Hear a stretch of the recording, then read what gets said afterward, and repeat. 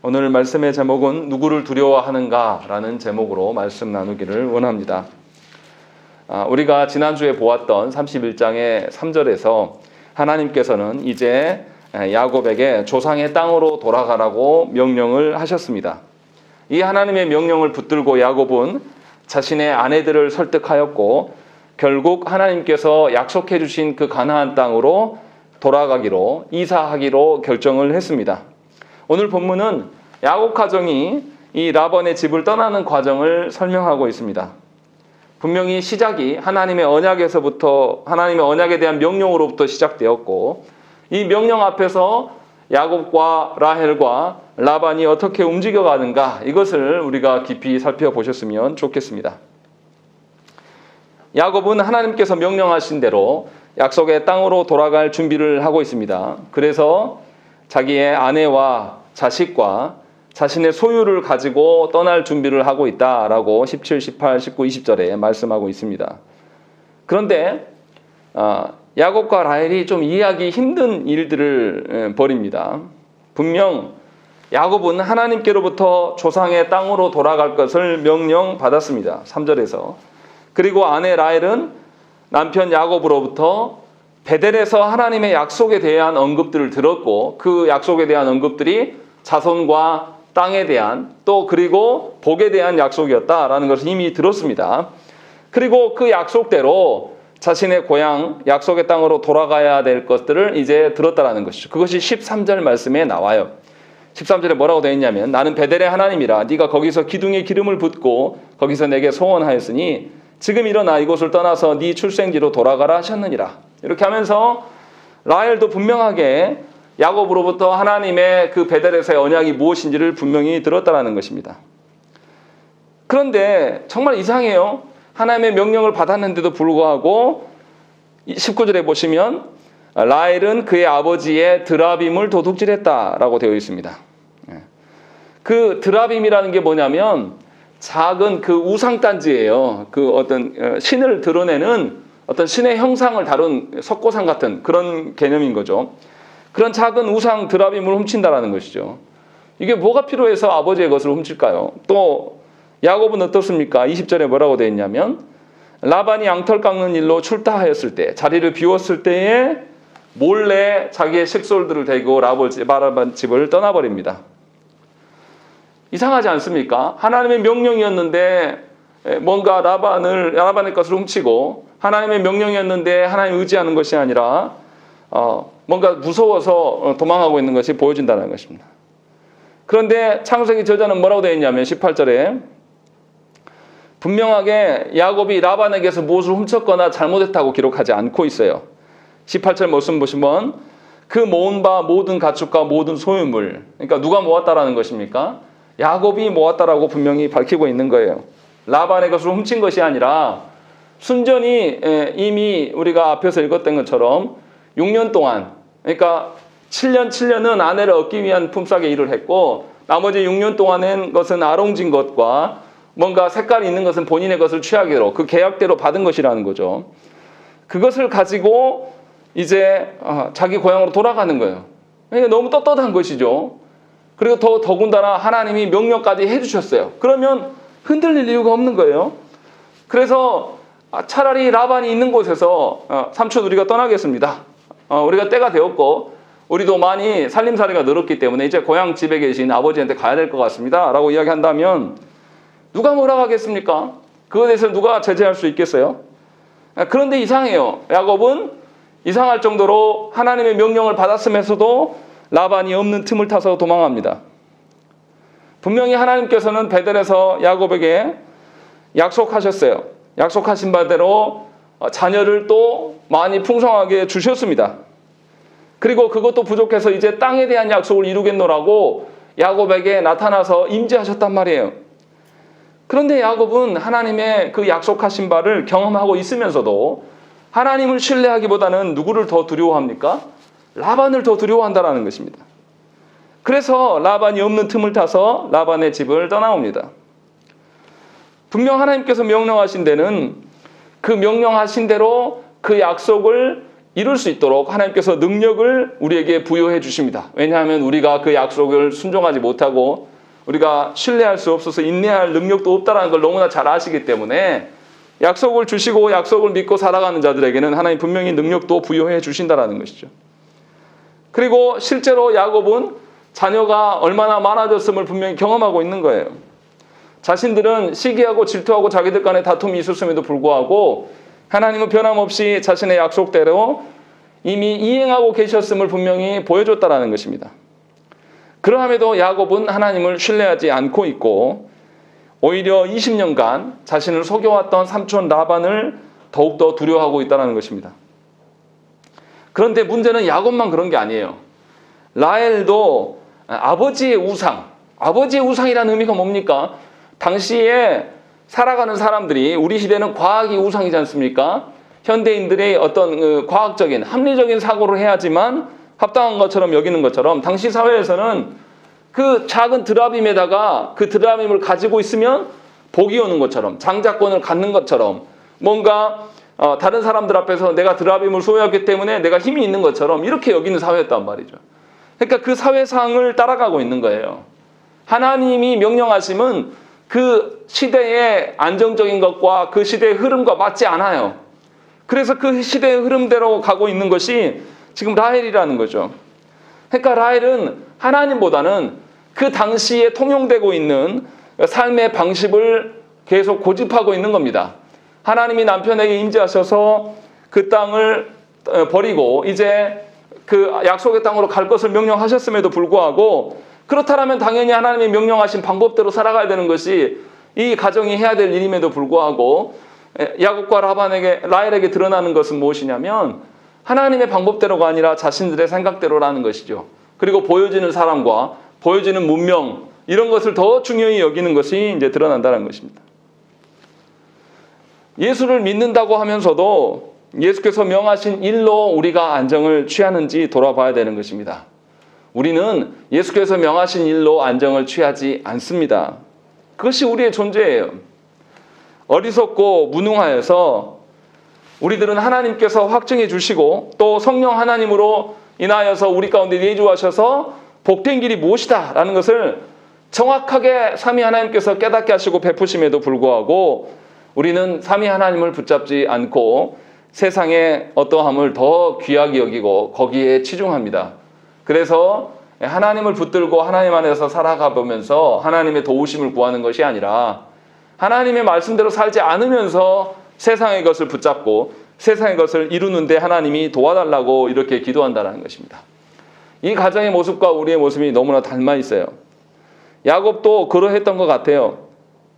문제는 야곱이 이러한 행동이 하나님을 신뢰하지 않고 사람을 두려워하면서 자신의 인생을 살아갈 때에 그 인생이 어떻습니까?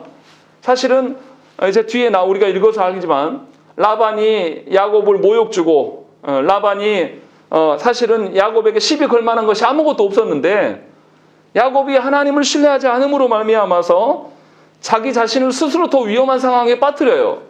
그리고 라반으로부터 몰래 도망치게 됨으로 말미암아서 라반이 다시금 야곱을 가지고 놀 수 있는, 조롱할 수 있는 계기를 누가 만드는 거냐면 야곱 스스로가 만들고 있다는 것입니다. 그래서 야곱이 분명히 떳떳하게 살아왔음에도 불구하고 스스로 떳떳하지 못한 상황을 만들어버리고 라반은 더욱더 기세등등하게 입장이 바뀌어버린다는 것입니다. 이 원인이 무엇이냐? 하나님의 약속을 받았으면 하나님의 말씀대로 살면 되는 거예요.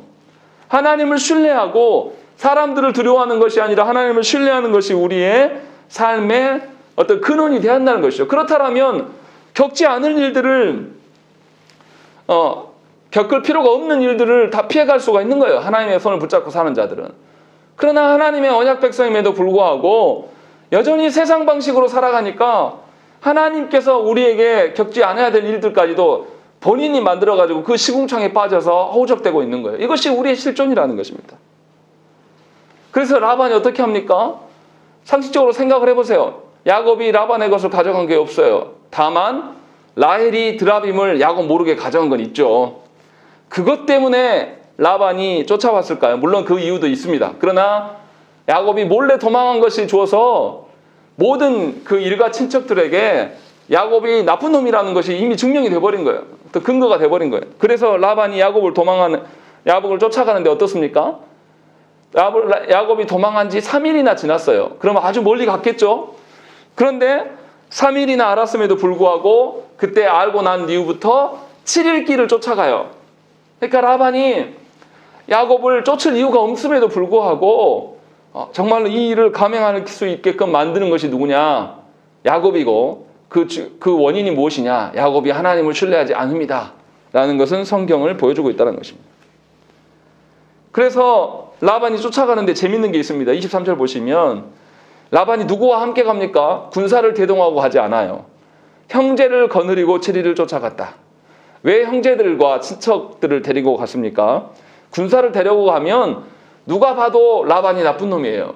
자기의 사위를 죽이려 하는 것처럼 느껴진단 말이에요. 그래서 야곱의 것을 쥐락펴락하고 싶으면 자기의 친척 일가들을 데리고 가면 됩니다. 야곱이 몰래 야반 도주했다. 내 딸들을 납치했다. 이렇게 얼마든지 말할 수 있는 것이죠. 그래서 그의 형제들을 데리고 야곱을 쫓아가요. 이것에 빌미를 준 것이 야곱이라는 거죠. 그래서 야곱은 온 친척들 앞에서 자기가 불의한 자라고 이렇게 낙인 받게 된다는 것이죠. 이런 상황을 누가 만들었습니까? 하나님의 언약 백성이 하나님을 신뢰하지 않음으로 말미암아 드러나는 일인 것이에요. 이것이 우리의 일상인지 아닌지 생각해 봐야 한다는 것입니다. 야곱이 하나님의 약속을 믿고 당당하게 라반에게 삼촌 이제 하나님께서 가라고 하십니다. 저도 갈 때가 된 것 같고 하나님의 명령이니까 이제 제가 떠나겠습니다. 이렇게 말했다라면 라반이 어떻게 했을까요? 라반이 어떠한 대꾸를 할 수 있고 어떤 무언가를 할 수 있겠습니까? 그럴 수 없는 것이죠. 하지만 야곱은 그렇게 하지 못했습니다. 하나님의 약속보다는 사람 라반이 훨씬 무서워서 라반을 두려워함으로 말미암아서 계속 자신의 인생을, 자신의 가정을 위험에 빠뜨린다는 것입니다. 그리고 이제 라반은 야곱을 붙잡게 됐어요. 그리고 야곱을 모함하고 야곱이 자신의 것을 훔쳐갔다고 억지스러운 주장을 합니다. 세 가지를 이야기하는데요. 첫째 26절에서 뭐라고 합니까? 라반이 야곱에게 이르되 네가 나를 속이고 내 딸들을 칼에 사로잡힌 자같이 끌고 갔으니 어찌 이가 차였느냐? 라는 것입니다. 사실 끌고 간 게 아니라 아내들과 협의해서 아내들도 동의하였고 이제 하나님의 뜻대로 하십시오 라고 분명하게 하나님께서 우리에게 명령하신 그 이르신 일들을 당신이 준행하십시오 라는 것을 동의하면서 걸어갔다라는 거죠. 또 두 번째는 자녀들을 유괴함으로 말미암아서 자녀들과 헤어질 수 있는 작별의 기회를 네가 훔쳤다, 빼앗아 버렸다라는 것이죠. 이것은 사실인 것 같아요. 그리고 세 번째, 자신의 신 드라빔을 훔쳤다고 의심합니다.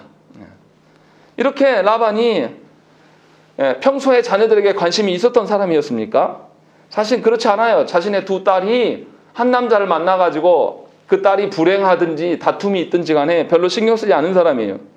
그냥 자신의 유익을 위하여서 자녀를 남용할 수 있었던 사람이란 말이에요.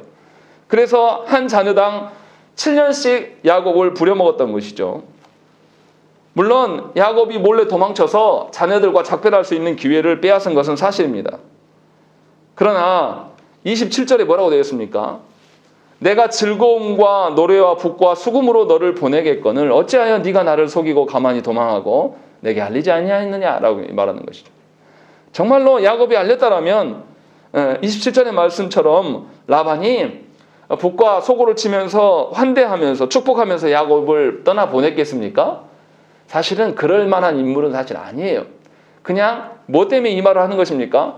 나는 관대하고 의로운 사람인데 네가 나한테 어떻게 내가 베푼 은혜를 원수로 갚냐라고 하면서 지금까지 야곱이 고생했던 모든 것들을 친척들 앞에서 다 조작하고 있는 겁니다. 이렇게 조작할 수 있게 만든 것이 누구냐면 야곱인 것이고 야곱이 하나님을 신뢰하지 못함으로 말미암아 드러난 일이라는 것입니다. 또 라반이 어떻습니까? 29절에는 뭘 이야기합니까? 하나님의 명령을 언급해요. 분명히 24절에 뭐라고 되어 있습니까? 우리 24절 말씀 한번 읽어보겠습니다. 읽겠습니다. 시작. 하매 하나님이 아람 사람 라반에게 현몽하여 이르시되 너는 삼가 야곱에게 선악간에 말하지 말라 하셨더라. 예, 하나님께서는 라반이 어떠한 사람인지 너무나 잘 아셨습니다. 아주 교활하고 나쁜 인간이란 걸 알기 때문에 야곱을 보존하시기 위하여서 라반에게, 야곱에게 선악간에 말하지 말라. 선악간에 말하지 말라는 거 뭡니까? 옳고 그름을 네가 따지지 말라라는 거예요. 너에게 권한이 없다. 그러니까 손대지 말라라는 것이죠. 그런데도 라반이 29절에는 뭐라고 하냐면, 너를 해할 만한 능력이 내 손에 있으나 너희 아버지 하나님이 어젯밤에 내게 말씀하시기를 너는 삼가 야곱에게 선악간에 말하지 말라 하셨느니라. 내가 내 힘으로는 너 죽일 수 있는데 하나님이 그렇게 하셨기 때문에 내가 하나님에 순종하면서 내가 봐주는 거야. 이렇게 이야기를 하고 있는 거예요. 이거 뭐 하는 겁니까? 라반은 하나님의 명령에 응하지 않는 자예요. 라반이 야곱에게 말하기 이전에 하나님께서 라반의 꿈에 현몽하셔서 야곱에게 어떠한 선악간의 말도 하지 말라고 하셨다라는 것입니다. 그런데 이 야곱에게 라반은 뭐 합니까? 이미 야곱이 불의한 사람이라고, 나쁜 인간이라고 이미 선악간의 일들을 말을 했어요. 더 큰 문제는 뭐냐면 하나님께서 자신에게 현몽하였음을 이용하여서 자신이 지금 하나님의 그 인자하심, 하나님의 그 베푸심의 연장선에 서 있는 것처럼 말하는 거예요.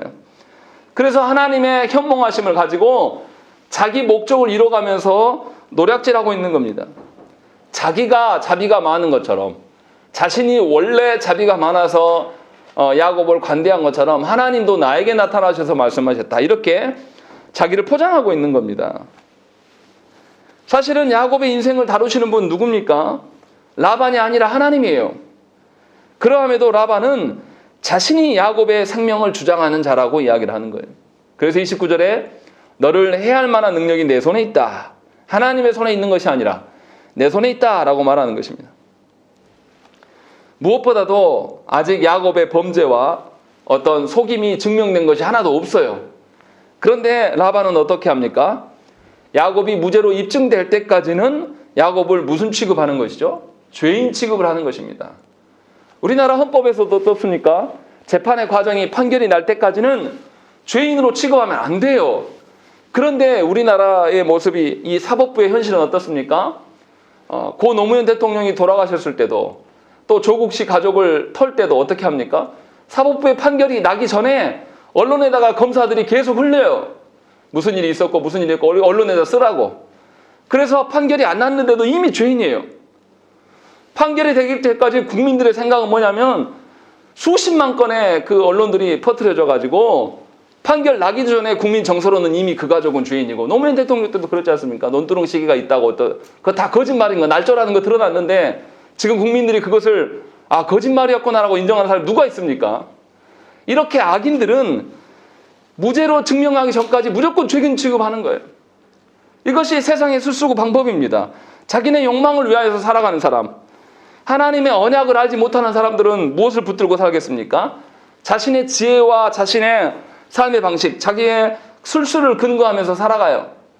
그런데 언약을 알지 못하기 때문에 언약이 성취돼도 성취되는 것을 못 봐요. 언약이 성취되는 것을 못 보니까 하나님의 일하심이 보이겠습니까? 당연히 하나님의 일하심이 보이지 않는 거죠. 그래서 하나님의 언약에 반응하는 것이 아니라 하나님께서 베푸시는 모든 것들을 자신의 어떠함으로 다 반영하는 것이 세상 사람들의 방식이에요. 라반이 바로 그러한 자인 거죠. 그래서 하나님이 자신에게 말씀하셨음을 가지고도 오히려 자신이 인자로운 사람, 자비로운 사람인처럼 행동하지만 그 안에 속내는 뭡니까?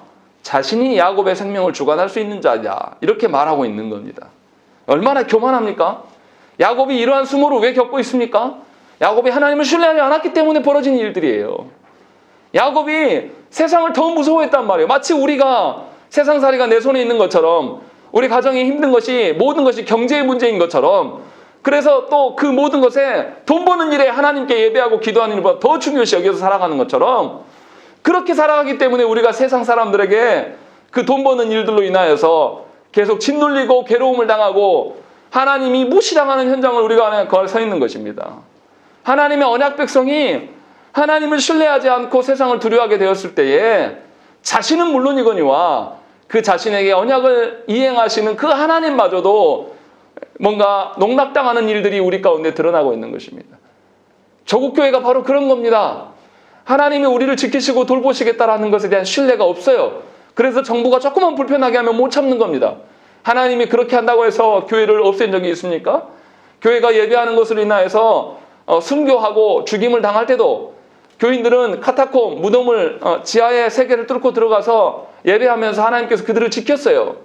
그리고 몇백 년이 지난 이후에 로마가 정식으로 기독교화되고 다시 이제 수면 위로 올라오는 일들이 교회 안에 늘 있었다는 것입니다. 하나님의 언약을 담당하는 자들이 하나님을 신뢰하지 못하면 얼마나 큰 문제인가를 생각을 해봐야 되는 것이에요. 그래서 야곱은 분명하게 자신이 겪을 필요가 없는 일들을 지금 겪고 있는 것이고 그 현장 속에서 하나님의 이름까지도 모욕당하고 있는 거예요. 이것이 지금 본문의 말씀이라는 것입니다.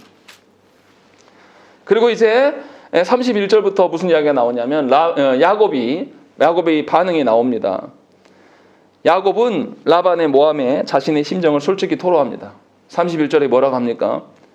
31절 읽겠습니다. 시작. 야곱이 라반에게 대답하여 이르되 내가 생각하기를 외삼촌이 외삼촌의 딸들을 내게서 억지로 빼앗으리라 하여 두려워하였음이니이다. 예, 야곱이 문제가 바로 이거예요. 하나님께서 언약을 이루시겠다라고 하셨고 실제로 자손에 대한 언약을 이 두 여인을 통해서 다 이뤄가시고 계시는 것을 우리가 봤단 말이에요. 그런데 아직도 언약적 눈으로 하나님을 신뢰하지 못하고 있어요. 그래서 딸들을 삼촌에게 빼앗길 것이다 라고 생각하는 거예요. 하나님이 주셨기 때문에 하나님이 자손을 이루셨다라는 생각이 전혀 없어요, 이 사람은. 그래서 하나님보다 라반을 더 두려워하고 있다고 스스로 고백해버리는 겁니다. 사실 야곱이 라반에게 모함과 모욕을 당하는 이유가 바로 이 점이라는 것입니다. 하나님께서는 야곱에게 자손과 땅에 대한 약속과 복에 대한 약속을 주셨어요. 그리고 실제로 야곱에게 자손을 풍성케 하셨단 말이에요. 그렇다면 땅에 대한 약속을 또 하나님께서 이루시기 위하여서 그 야곱을 가나안 땅으로 가라고 명령하셨다는 거죠. 그렇다면 야곱에게 그 하나님께서 주신 자녀와 땅을 빼앗을 사람이 누가 있겠습니까? 어느 누구가 하나님께서 주시고 하나님 약속하신 일들을 해칠 수가 있겠습니까? 그런데 야곱은 하나님의 언약보다는 사람 라반이 더 두려운 거예요. 그래서 하나님을 두려워하지 않는 자가 당하는 일이 무엇입니까? 겪을 필요가 없는 어려움을 당하는 거예요.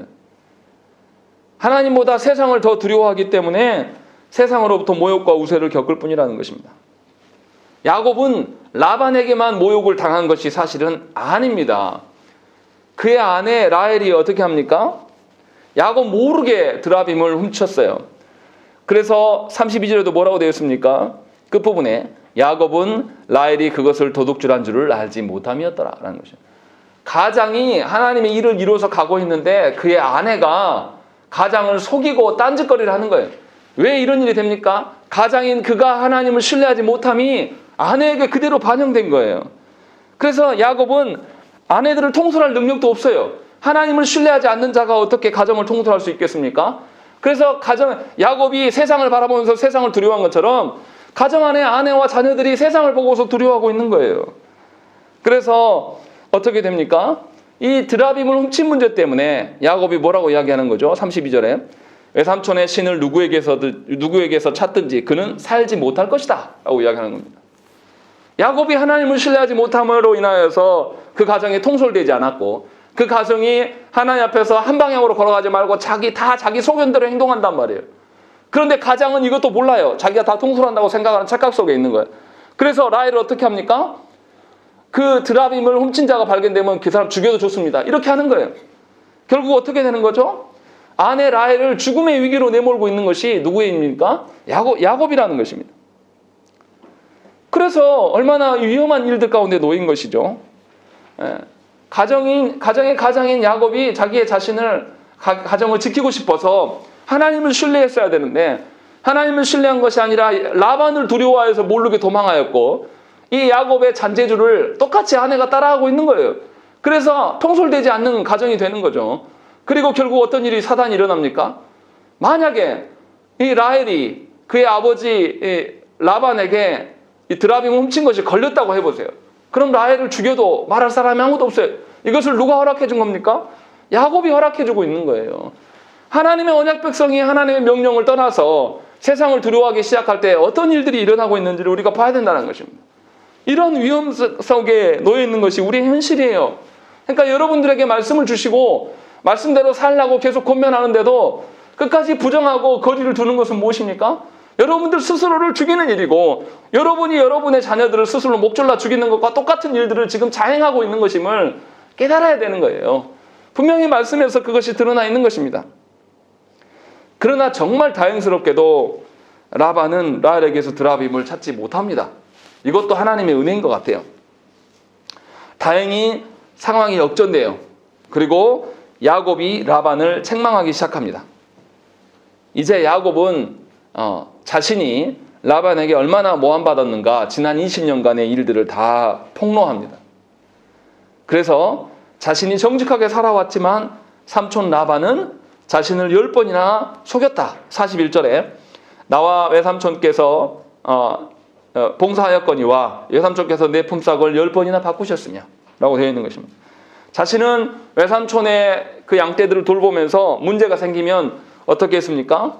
39절에 보면 물려 찢긴 것은 내가 외삼촌에로 가져가지 아니하고 낮에 도둑을 맞았든지 밤에 도둑을 맞았든지 외삼촌이 그것을 내 손에서 찾음으로 내가 그것을 보충하였다.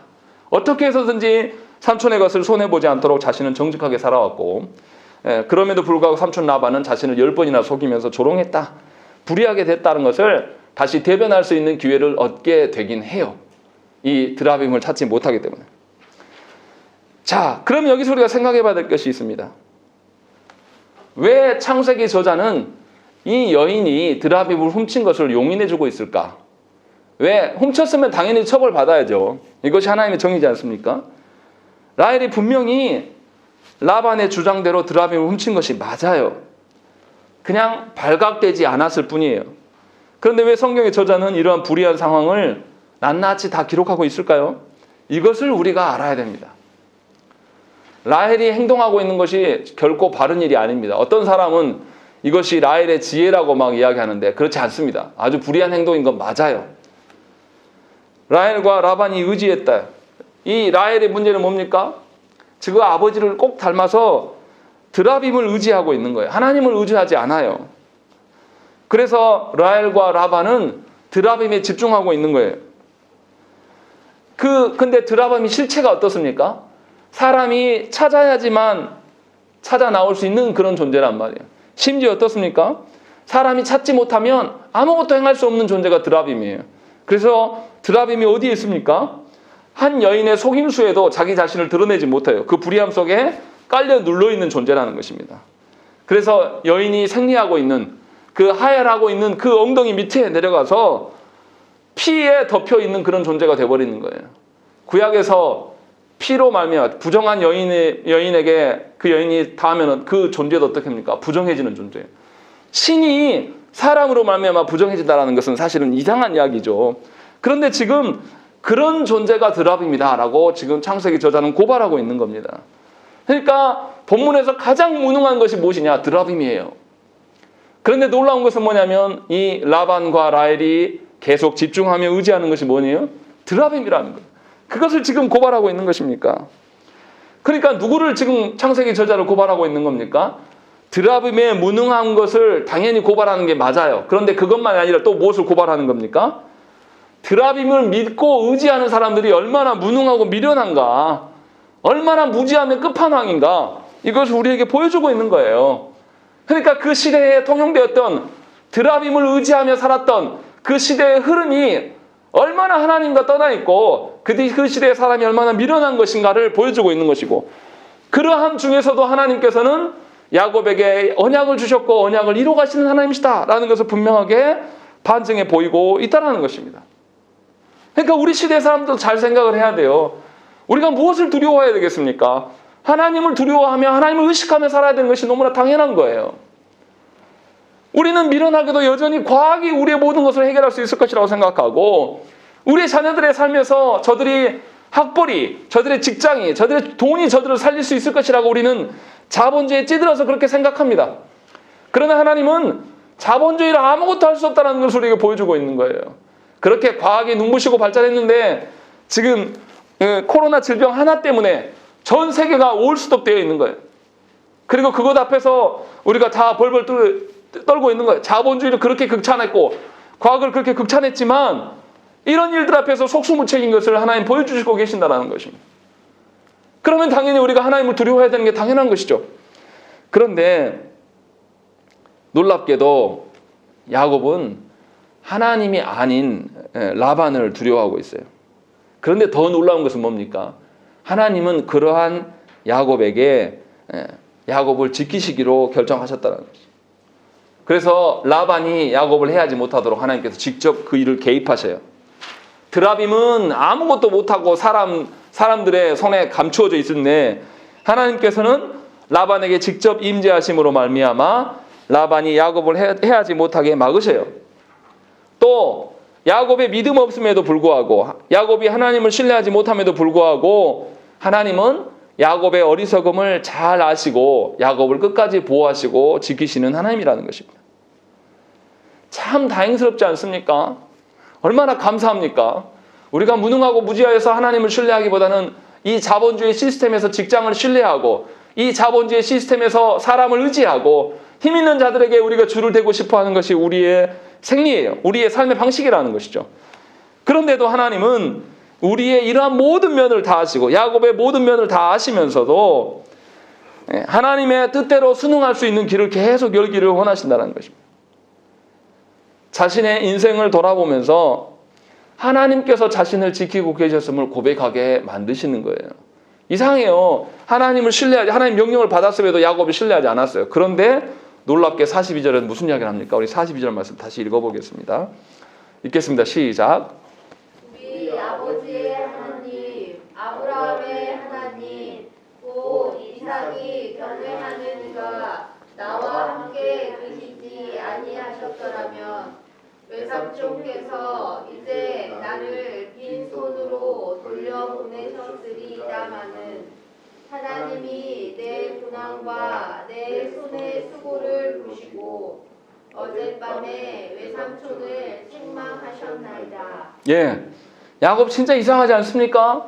하나님을 두려워하지 않으면서도 자기가 겪지 않아야 될 일들을 하나님을 신뢰하지 못하였기 때문에 위기의 상황에 놓였는데 그 상황에서 탈출해 나가면서 무슨 고백을 다시 합니까? 아, 하나님이 나를 돌보고 계셨구나라는 것을 다시 고백하는 거예요. 아, 하나님께서 내가 20년 동안 고통당하고 고난당했음을 아셨고 그 속에서 나를 지키셔서 나에게 재물이 생겼구나라는 것을 또 깨닫게 하시고 또 그것만이 아니라 내가 여전히 하나님을 신뢰하지 않고 있기 때문에 하나님께서 나의 고난과 내 수고를 보시고 라반 삼촌에게 나타나셔 나를 해하지 못하도록 하셨구나 라는 것들을 다시금 고백하고 있는 것이 이것이 놀라운 하나님의 은혜란 말이에요. 하나님께서는 하나님을 두려워하지 않고 우리의 무지함대로 판단하고 무가치한 것들을 위하여서 수고하고 고생하여도 우리의 그 수고와 고생을 지켜봐 주신다는 것이죠. 하나님이 보실 때 얼마나 필요 없는 수고와 고생입니까? 그런데도 하나님은 우리의 수고를 보시고서 어떻게 해요? 우리를 가로막는 대적들, 야곱에게 있어서는 삼촌을 어떻게 해요? 책망하시고 멈추게 하신다는 것입니다. 얼마나 감사합니까? 우리가 하나님을 신뢰하지 않아서 겪지 말아야 될 일들 가운데 그 속에서 구렁텅이에 우리의 스스로 빠졌어요. 그리고 그 속에서 허우적대고 있으니까 하나님께서 우리를 보면서 아이고 잘됐다 이 괘씸한 놈 하면서 하는 것이 아니라 그러함에도 불구하고 우리의 헛된 수고와 헛된 욕망함에도 불구하고 우리를 막고 우리를 군림하려고 하는 우리의 대적들을 하나님께서 손수 찾아와 주셔서 있어서는 안 되는 그 상황에서도 손수 찾아오셔서 우리의 대적들을 막아세우고 있는 하나님이다. 야곱이 이것을 고백하고 있는 겁니다. 그러니까 하나님이 우리를 향해서 얼마나 참으시고 그냥 참으시는 것만이 아니라 우리의 어리석음과 무지함을 너무나 잘 알기 때문에 우리가 만들어 놓은 이상한 그 상황 가운데도 우리의 고난과 수고를 보셨다라고 이야기하는 거예요. 42절의 말씀에 하나님이 내 고난과 내 손의 수고를 보셨다라고 이야기하는 것입니다. 사실은 이 고난과 이 수고가 필요 있는 수고입니까? 하나님의 언약에 대한 하나님의 언약에 대한 신실한 믿음을 갖고 그 하나님의 언약을 이루기 위한 수고가 아니었어요. 이 사람은 자신의 무능과 무지로 말미암아서 세상을 향해 달려가고 싶은 그 욕망에 젖어서 버려져 있는 그 수고란 말이에요. 그 고난이란 말이에요.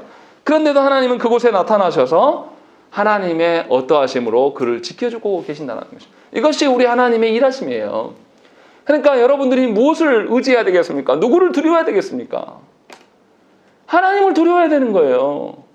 우리의 무지에도 불구하고, 우리의 미련함에도 불구하고, 우리가 당할 필요가 없는 고초 가운데 우리 스스로 떨어져가지고 거기서 허우덕대도 하나님은 우리의 그 수고를 보시고 찾아오신다는 것입니다. 왜요? 하나님 언약을 우리에게 약속하셨거든요.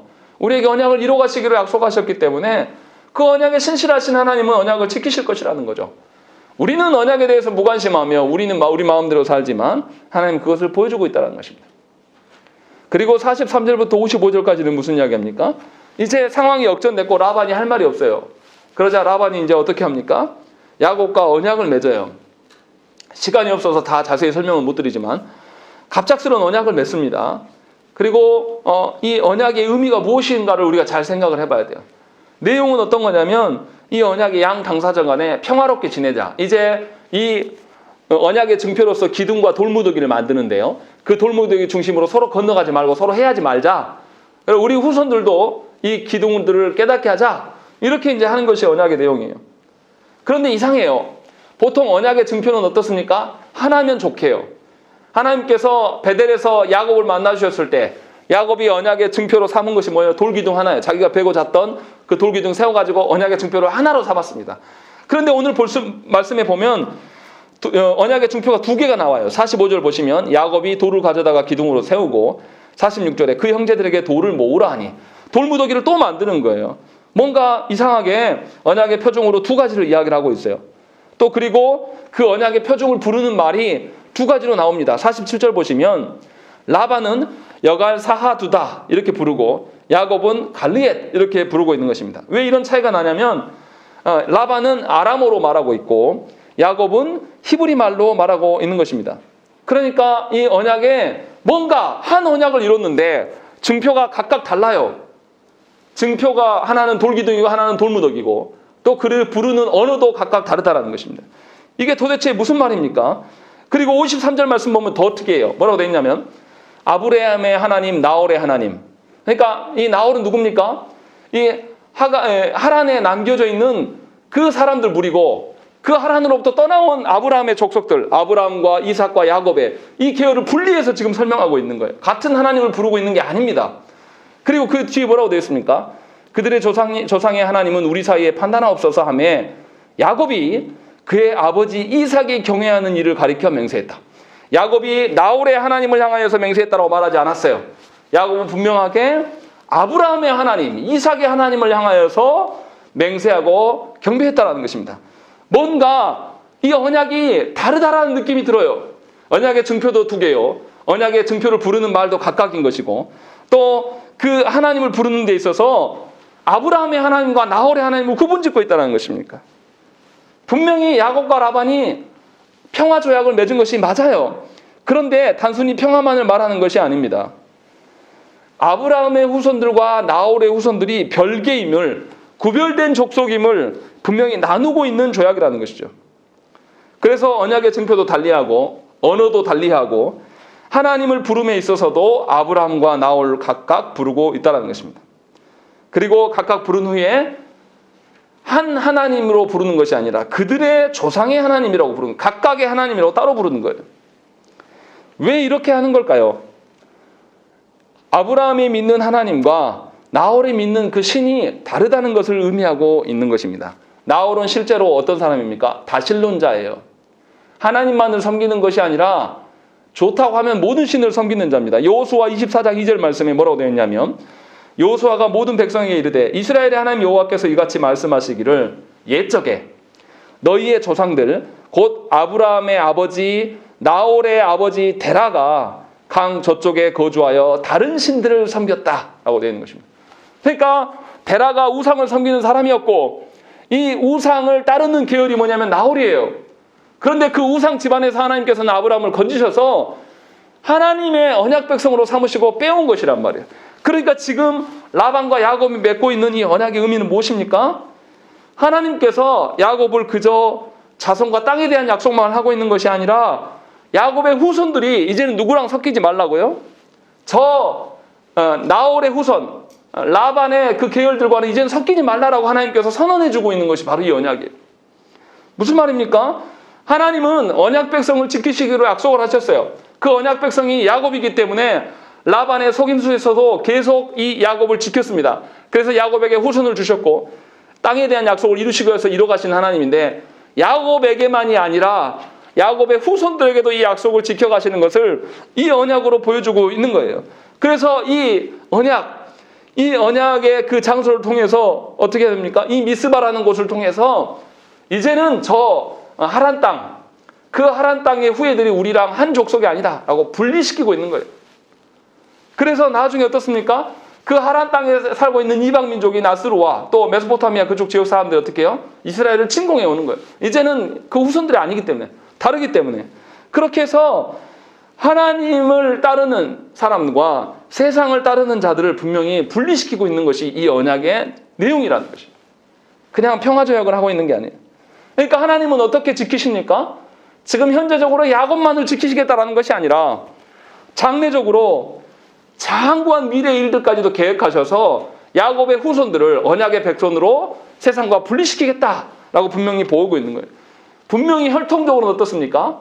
이 혈통적으로는 나홀과 이 아브라함이 다 한 아버지 밑에서, 데라라는 한 아버지 밑에서 나왔지만 하나님의 믿음의 언약적인 방법으로는 어떻습니까? 같은 족속이 아니라는 거예요. 분리시키고 있는 거예요. 그렇게 해서 하나님이 다스리시는 계열과 세상 사람들을 통해서 분리해내고 있는 것이 오늘 말씀의 핵심이에요. 그러니까 얼마나 놀랍습니까?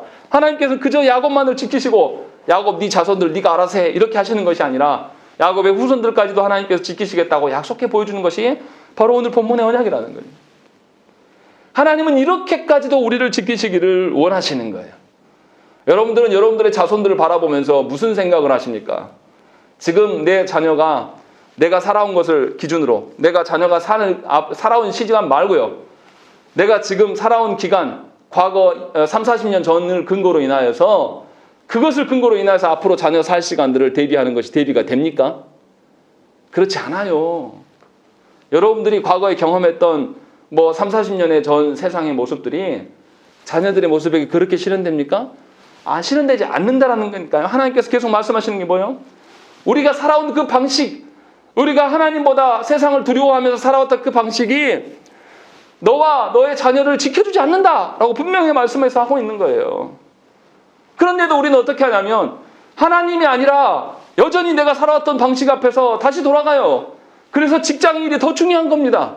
하나님께 기도하는 것보다 직장일이 더 중요한 것이고, 내 직장에 문제가 생기면 나에게 큰 문제가 있는 것처럼 이야기해요. 또 자녀들의 삶에서 세상살이에서 어려움이 생기면 하나님이 없는 것이라고 말하기까지도 하는 거예요. 그러나 우리와 우리의 존재됨과 자녀들의 존재됨의 근거는 누가 있어요?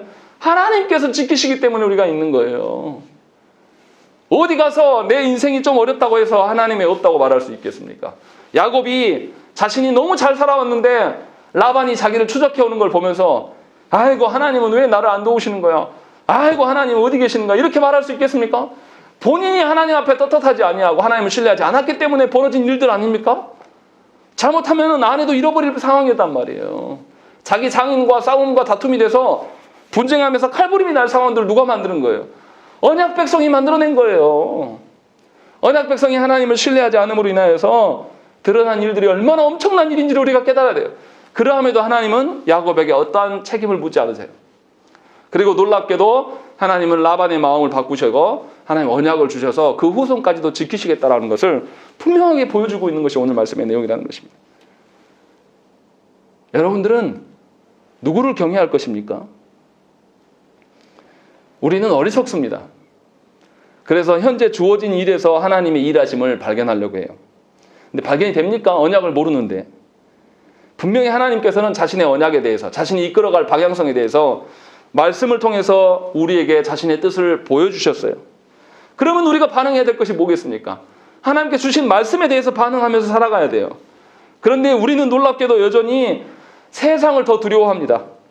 그래서 세상을 더 두려워하면서 힘겨워해요. 그리고 더 놀라운 것은 뭡니까? 세상 속에서 우리는 그리스도인이기 때문에 갖은 모욕과 핍박을 당해. 고난을 당한단 말이에요. 사실 하나님을 의지하면 고난당할 일이 없어요. 오히려 세상에 나가서 하나님은 살아계시고 그 안에서 하나님의 뜻대로 살아보니 내가 소유하지 않아도 내가 살더라 라는 것을 담대하게 말할 수 있었어야 돼요. 그런데 우리는 그렇게 살지 않으면서 당할 필요가 없는 모욕과 핍박을 당하고 있는 겁니다. 그런데도 하나님께서는 우리 어리석음으로 하나님의 일하심을 보지 못해도 우리를 향하여서 하나님은 친히 일하시는 분이에요. 하나님이 약속을 주셔서 언약을 우리에게 알게 하시고 깨닫게 하셔서 하나님 앞에서 일하며 살도록 우리를 부르셨지만 우리가 일하지 않아도 하나님이 일하심으로 말미암아서 그 모든 것을 이루어 가신다는 거예요.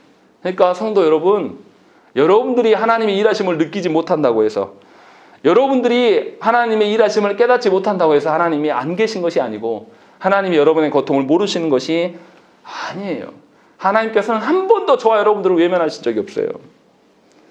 우리만이 아니라 누구도 외면하시지 않으십니까? 아직 태어나지도 않은 우리 나리 자매가 임신을 했는데 아직 뱃속에 있는 이제 1cm밖에 안 되는 그 어린 태아에게도 하나님께서는 지키고 보존하시겠다고 장래 후손까지도 분명히 언약으로 다스려 가시겠다고 우리에게 약속하시고 세상으로부터 구별시키고 계시는 하나님이라는 것입니다. 그것이 우리가 기뻐해야 될 내용이라는 거예요. 그 일들로 인하여서 우리가 감격하면서 하나님의 손이 보이지 않을지라도 하나님은 우리의 편이구나라는 것을 여러분들이 신뢰하면서 살아가는 것이에요. 그 하나님이 오늘 여러분들에게 말씀으로 명령하시는 거예요. 하나님 말씀을 붙들어라 라고 명령하신다는 거죠. 그렇다면 여러분들은 누구를 경외하며 따를 것입니까? 그 일들을 놓고 기대하는 한 주간이 되시기를 간절히 축원합니다. 함께 기도하겠습니다.